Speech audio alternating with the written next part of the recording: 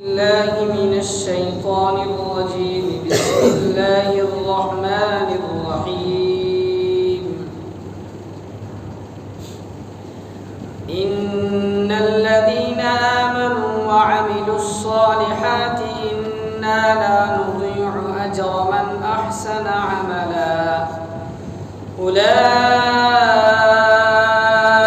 لهم جنات عدن تجري من تحتهم الأنهار يحلون فيها من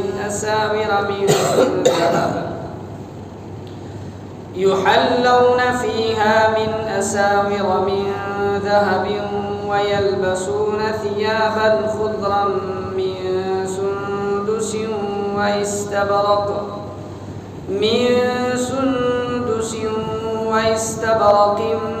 متكئين فيها على الأرائك نعم الثواب وحسنت مرتفقا. البتہ جو لوگ ایمان لائے اور انہوں نے نیک عمل کیے تو یقیناً ہم ایسے لوگوں کے اجر کو ضائع نہیں کرتے جو اچھی طرح عمل کریں. یہ وہ لوگ ہیں کہ جن کے لیے ہمیشہ رہنے والے باغات ہیں، ان کے نیچے سے نہریں بہتی ہوں گی، ان کو وہاں سونے کے کنگنوں سے مزین کیا جائے گا. وہ اونچی مسندوں پر تکیہ لگائے ہوئے باریک اور دبیز ریشم کے سبز کپڑے پہنے ہوں گے. کتنا بہترین اجر اور کیسی حسین آرام گاہ.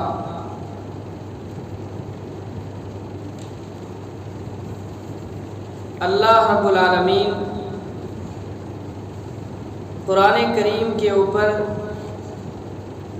ایمان لانے والوں کا تذکرہ فرما رہے ہیں ان آیات میں، جیسا کہ ان سے پہلی آیات میں ان لوگوں کا تذکرہ کیا گیا تھا کہ جو لوگ اللہ تبارک و تعالیٰ کی کتاب یعنی قرآن کریم کے اوپر ایمان نہیں رکھتے یا قرآن کریم میں تبدیلی چاہتے تھے. اہل عرب مشرکین مکہ جو آپ صلی اللہ علیہ وسلم سے اس بات کا مطالبہ اور اصرار کر رہے تھے کہ قرآن کریم کے اندر کچھ تغیر اور تبدل کیا جائے، اس میں کچھ تبدیلی کی جائے، کہ جہاں ایک اللہ کا حکم ہے، ایک اللہ کا تذکرہ ہے، اس کے ساتھ ساتھ ہمارے معبودان باطلہ، ان کی نظر میں وہ باطلہ نہیں تھے، وہ ان کو حقیقت پر مبنی سمجھتے تھے کہ ان کا بھی تذکرہ ہونا چاہیے. تو اللہ تبارک و تعالیٰ نے آپ صلی اللہ علیہ وسلم سے فرمایا کہ وَاتْلُ مَا أُوحِيَ إِلَيْكَ مِنْ كِتَابِ رَبِّكَ لَا مُبَدِّلَ لِكَلِمَاتِهِ، کہ آپ لوگوں کے سامنے قرآن کریم کو پڑھ کر سنائیے، اس میں کوئی تبدیلی نہیں کی جائے گی ذرہ برابر بھی. اس کے بعد اللہ تبارک و تعالیٰ نے آپ صلی اللہ علیہ وسلم کو فرمایا کہ آپ ایسے ایمان والے اگرچہ وہ فقیر ہیں، مسکین ہیں، مالی اعتبار سے ان کی کوئی حیثیت نہیں ہے، آپ ان کے ساتھ اپنے آپ کو وابستہ رکھیے اور ان لوگوں کے مطالبے کے اوپر عمل نہ کیجیے. اس کے بعد فرمایا کہ اسلام کے بول کے بالا ہو جانے کے بعد، اسلام کے واضح ہو جانے کے بعد لوگوں کو اختیار ہے کہ فمن شاء فلیؤمن ومن شاء فلیکفر، جو چاہے ایمان لے آئے، جو چاہے کفر اختیار کرے. کسی کے اوپر ایمان لانے پر زبردستی نہیں کی جائے گی، اختیار ہے کہ جو چاہے ایمان کے اندر داخل ہو جائے اور جس کا جی نہ چاہے وہ کفر پر رہے. اب اس کے بعد فرمایا کہ یہ تو دنیا کا معاملہ ہے، آخرت میں ہم کیا کریں گے؟ جو لوگ ایمان نہیں لائیں گے، اِنَّا أَعْتَدْنَا لِلظَّالِمِينَ نَارًا، ہم نے ایسے ظالموں کے لیے آگ تیار کر رکھی ہے جہنم کی شکل میں. أَحَاطَ بِهِمْ سُرَادِقُهَا، اس جہنم کی آگ کی قناتیں ایسے ظالموں کو ہر طرف سے گھیرے میں لے لے گی. جب وہ آگ گھیرے میں لے گی گرمی اور حرارت کی یہ خاصیت ہوتی ہے، آگ کی یہ حیثیت ہوتی ہے کہ جب آگ کے قریب آدمی ہوتا ہے یا اس کے اندر جھلس جاتا ہے تو آدمی کو پیاس لگتی ہے، پانی کی چاہت اور طلب ہوتی ہے۔ تو ایسے موقع پر جب وہ جہنمی جہنم کی آگ کی قلاتوں کے اندر قید ہوں گے، جلنے لگیں گے، تو وہ مطالبہ کریں گے کہ انہیں کچھ پلایا جائے، انہیں پانی دیا جائے۔ اللہ تبارک و تعالیٰ نے فرمایا وَإِن يَسْتَغِيثُوا، جب وہ مطالبہ اور فریاد کریں گے کہ ہمیں کچھ پینے کے لیے دیا جائے، یغاثوا بماء، تو ان کی فریاد رسی ایسے پانی سے کی جائے گی کہ کالمہل، وہ تلچھٹ کی طرح ہوگا، یشوی الوجوہ، جو ان کے چہروں کو بھون کر رکھ دے گا، جلا کر رکھ دے گا۔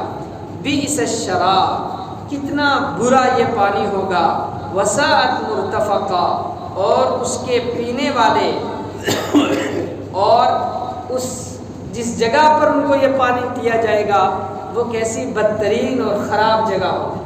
یہ تذکرہ اللہ تعالیٰ نے فرمایا ان لوگوں کا کہ جو قرآن کے اوپر ایمان نہیں رکھتے ہیں یا قرآن میں تبدیلی چاہتے ہیں، غیر ایمان والے ہیں، نہیں ماننے والے ہیں، ان کا یہ تذکرہ کیا۔ اس کے بعد اللہ تبارک و تعالیٰ ایسے لوگوں کا تذکرہ فرما رہے ہیں کہ جو لوگ اللہ کی ذات پر ایمان رکھتے ہیں اور اس کی کتاب پر ایمان رکھتے ہیں، یعنی قرآن کریم کو مانتے ہیں، اس کے اوپر عمل کرتے ہیں۔ اللہ نے فرمایا ان الذین آمنوا، بے شک وہ لوگ جو ایمان لائے، وعملوا الصالحات، اور ایمان کے ساتھ ساتھ انہوں نے اعمال صالحہ کیے۔ ایمان لایا جائے گا کلمہ پڑھ کر کہ کلمہ یہ جنت کی چابی اور کنجی ہے جنت کے اندر داخل ہونے کے لیے، اور اس کلمے کے ساتھ جو اعمال صالحہ ہیں وہ اس چابی کے دندانے ہیں کہ تالا تبھی کھلتا ہے جب اس تالے کے کھلنے کے لیے چابی کے اندر ویسے دندانے موجود ہوں۔ اگر وہ نہیں ہوں گے تو تالا نہیں کھلے گا۔ لا الہ الا اللہ محمد الرسول اللہ اور اشہد ان لا الہ الا اللہ واشہد ان محمدًا عبدہ ورسولہ، یہ کلمہ جنت کے لیے چابی ہے۔ اور جو اعمال کیے جاتے ہیں نماز کی شکل میں، روزے کی شکل میں، زکوٰۃ کی شکل میں، صدقہ اور خیرات کی شکل میں، حج اور جہاد کی شکل میں، وہ اس چابی کے دندانے ہیں۔ تو دونوں چیزیں لازمی ہیں۔ فرمایا ان الذین آمنوا، بے شک وہ لوگ جو ایمان لائے، وعملوا الصالحات، اور انہوں نے ایمان کے ساتھ اعمال صالحہ کیے، انا لا نضیع اجر من احسن عملا، ایسے اچھے اعمال کرنے والے لوگوں کے اجر کو ہم ضائع نہیں کریں گے۔ اللہ تعالیٰ فرماتے ہیں ایسے لوگوں کے عمل کو ہم ضائع نہیں کریں گے، ان کو ہم بدلہ دیں گے۔ اولئک لہم جنات عدن، یہ ایسے لوگ ہیں کہ جن کے لیے ہمیشہ ہمیشہ رہنے کے باغات ہیں، تجری من تحتہم الانہار، ان باغوں کے سامنے اور نیچے نہریں بہہ رہی ہوں گی، یحلون فیہا من اساور من ذہب، ان لوگوں کو جنت میں سونے کے کنگن پہنائے جائیں گے، ویلبسون ثیابا، اور وہ کپڑے وہاں پہنیں گے، خضرا من سندس و استبرق، جو باریک اور دبیز ریشم کے کپڑے ہوں گے، ہرے رنگ کے، متکئین فیہا علی الارائک، وہ وہاں پر مسیریوں کے اوپر ٹیک لگا کر بیٹھے ہوئے ہوں گے۔ نعم الثواب، کتنا اچھا یہ بدلہ اور ثواب ہے۔ وحسنت مرتفقا، اور کیسی حسین یہ آرام گاہ ہوگی جہاں یہ خوش نصیب لوگ بیٹھ کر آرام کر رہے ہوں گے۔ یہاں پر آپ دیکھیں گے کہ عربی زبان کے اعتبار سے جہاں زیورات کو پہننے کی بات آئی ہے کہ جنتیوں کو سونے کے کنگن پہنائے جائیں گے، پہلے زمانے میں بادشاہ جو ہے کنگن پہنا کرتے تھے، تو جنت میں عورتوں کے ساتھ ساتھ مردوں کو بھی زیورات پہننے کی اجازت ہوگی، تو سونے کے کنگن پہنائے جائیں گے، مجہول کا صیغہ استعمال کیا ہے۔ عام طور پر دنیا میں جب جیسے کسی نئی نویلی عورت کو دلہن بنایا جاتا ہے تو سونے اور چاندی کے زیورات وہ خود نہیں پہنتی ہے بلکہ دوسری عورتیں پہناتی ہیں۔ اسی طریقے سے مرد کو جو چیزیں ہار وغیرہ یا جو بھی رسمیں ہوتی ہیں اسلام سے ان کا کوئی تعلق نہیں ہے، لیکن وہ چیزیں بھی دوسرے مرد پہناتے ہیں، خود دولہا نہیں پہنتا ہے۔ یا جو جس فنکشن میں بھی جو آدمی اس کا مین ہو اس کو خود وہ چیزیں نہیں پہنتا ہے بلکہ دوسرے پہناتے ہیں۔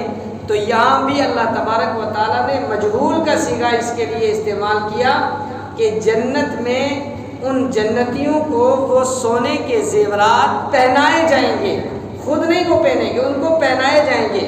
اور جہاں لباس کا تذکرہ آیا وہاں معروف کا صیغہ استعمال کیا کہ کپڑے خود آدمی پہنتا ہے۔ فرمایا وَيَلْبَسُونَ ثِيَابًا کہ وہ کپڑے پہنیں گے اور انہیں زیورات پہنائے جائیں گے۔ مرد کے لیے دنیا میں سونا اور چاندی کے زیورات پہننا جائز نہیں ہے۔ سونا اور ریشم کا کپڑا مرد کے لیے دنیا میں حرام ہے۔ کسی بھی صورت میں نہ مرد سونے کی انگوٹھی پہن سکتا ہے اور نہ ہی سونے کی کوئی چین ڈال سکتا ہے، نہ ہی گھڑی کی چین سونے کی رکھ سکتا ہے۔ یہ چیزیں مرد کے لیے کلی طور پر حرام ہیں۔ جو شادی کے موقع پر رسمیں ہوتی ہیں ملنے کی وہ بھی جائز نہیں ہیں، شریعت سے اس کا کوئی تعلق نہیں ہے۔ اسی طریقے سے ایک مرد دوسرے مرد کو جو اس موقع پر سونے کی انگوٹھی پہناتے ہیں اس انگوٹھی کا پہننا بھی جائز نہیں ہے، چاہے ایک سیکنڈ کے لیے پہنی جائے۔ جو چیز حرام ہے وہ حرام ہے، جیسے خنزیر کا گوشت کھانا، شراب پینا یہ حرام ہے، چاہے ایک لمحے کے لیے پیے آدمی یا ہمیشہ پیتا رہے، ہمیشہ کھاتا رہے، چاہے ایک لقمہ اس کا کھائے، دونوں صورتیں حرام ہیں۔ سونے کے زیورات مرد کے لیے کسی بھی صورت میں جائز نہیں ہیں۔ اسی چاندی کے بارے میں مرد کو یہ اجازت دی گئی ہے کہ اگر مرد انگوٹھی پہننا چاہتا ہے تو 4 ماشے کی انگوٹھی پہننے کی اجازت ہے، لیکن وہ بھی چاندی کی ہو، اس میں کسی اور دھات کی آزائش اس میں ملاوٹ نہ ہو، اسی طریقے سے سونا اس کے اندر نہ ہو۔ اور ریشم کے بارے میں آیا کہ ریشم کی اگر 4 انچ کی پٹی ہو، لمبی جتنی مرضی ہو، وہ اگر کسی چیز کے اوپر کڑھا کر استعمال کی جائے تو اس کی گنجائش ہے۔ اس کے علاوہ پورا کوئی کپڑا ریشم کا پہننا کسی بھی صورت میں مرد کے لیے جائز نہیں ہے، سونا بھی جائز نہیں ہے، اور اس کے علاوہ ریشم کا کپڑا بھی مرد کے لیے دنیا میں جائز نہیں ہے۔ یہ چیزیں اللہ تعالیٰ کی طرف سے نعمت کے طور پر جنت میں ملیں گی۔ اللہ تعالیٰ